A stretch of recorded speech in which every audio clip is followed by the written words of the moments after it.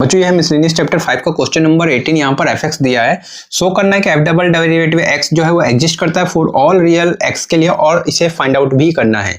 तो अगर आपको इस क्वेश्चन को सॉल्व करने में प्रॉब्लम आ रहा है तो इस वीडियो को पूरा वॉच करें ध्यान से, आप इस क्वेश्चन को आसानी से सॉल्व कर पाएंगे। तो चलिए क्वेश्चन को सॉल्व करते हैं। तो बच्चों यहाँ पर fx जो है वो एक मॉडुलस फंक्शन का क्यूब किया हुआ है। तो आपको मॉडुलस फंक्शन के केस में ध्यान रखना बच्चों कि मॉडुलस x जो होता है वो प्लस x और माइनस x होता है। ये कब होता है, कंडीशन ध्यान रखें, x ग्रेटर देन 0 के लिए और साथ में x लेस देन 0 के लिए। तो ये जो मॉडुलस x फंक्शन है ये इस तरीके से स्प्लिट हो जाता है और इसी बात को आपको ध्यान देना है। तो इसके बाद आपको क्या करना है बच्चों, तो आपको दो कंडीशन लेके चलना होगा इसमें, व्हेन x ग्रेटर देन 0, ठीक है। तो इस केस में क्या होगा बच्चों, fx जो होगा वो जरा देखें, तो जब ग्रेटर देन 0 होगा तो मॉडुलस x किसके इक्वल होता है, x और उसका क्या करना है, क्यूब करना है। तो इस तरीके से ये fx जो होगा वो x क्यूब के इक्वल होगा, ठीक है, राइट। अब आप पहले केस को ले और इस तरीके से सेकंड ऑर्डर डेरिवेटिव इसका फाइंड आउट करें। तो second order derivative find out करने के लिए क्या करना है बच्चों, इसका फर्स्ट ऑर्डर डेरिवेटिव पहले फाइंड आउट करेंगे, मतलब इसको हम डिफरेंशिएट कर रहे हैं किसके रेस्पेक्ट में, x के रेस्पेक्ट में।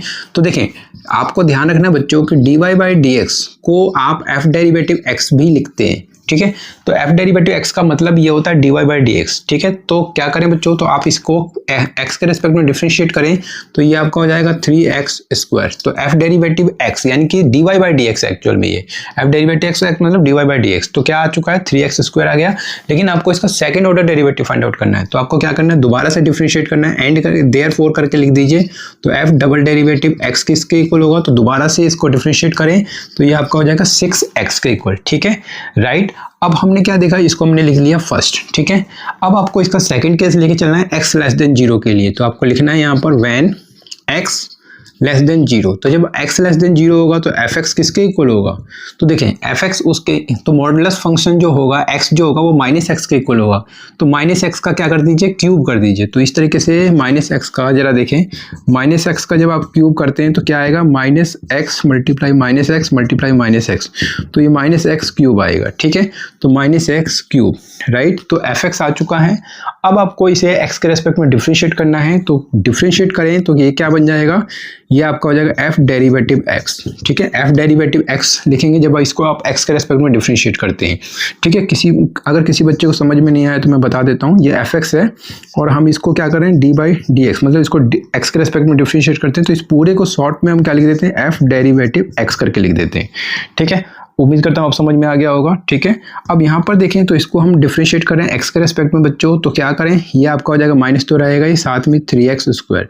तो ये फर्स्ट ऑर्डर डेरिवेटिव आ चुका है, इसको दोबारा से डिफरेंशिएट कीजिए बच्चों। तो देयरफॉर क्या होगा, therefore f double derivative x जो होगा वो किसके इक्वल होगा, तो वो होगा आपका, फिर से डिफरेंशिएट करें तो माइनस का 6x के इक्वल होगा।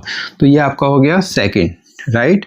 उम्मीद करता हूँ बच्चों समझ में आ गया होगा। तो इसके बाद आपको लिखना है बच्चों, from first and second we get, तो क्या करें, f डबल डेरिवेटिव का रिजल्ट लिखें, f डबल डेरिवेटिव x जो है वो किसके इक्वल है, तो यहाँ पर देखें ये आपका 6x के इक्वल है।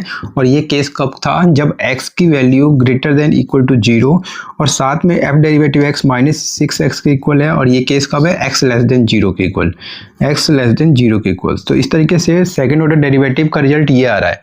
तो अगर x का कोई भी वैल्यू अगर आप इसमें पुट करते हैं तो ये क्या होगा, डिफाइंड हो जाएगा, तो मतलब एग्जिस्ट हो जाएगा, ठीक है। तो उसने ये कहा था कि आप दिखाइए कि डबल डेरिवेटिव जो है वो एग्जिस्ट करता है। तो यहाँ पर x का कोई भी वैल्यू पुट कर दीजिए, आपको इसका एक रिजल्ट आ जाएगा, ठीक है।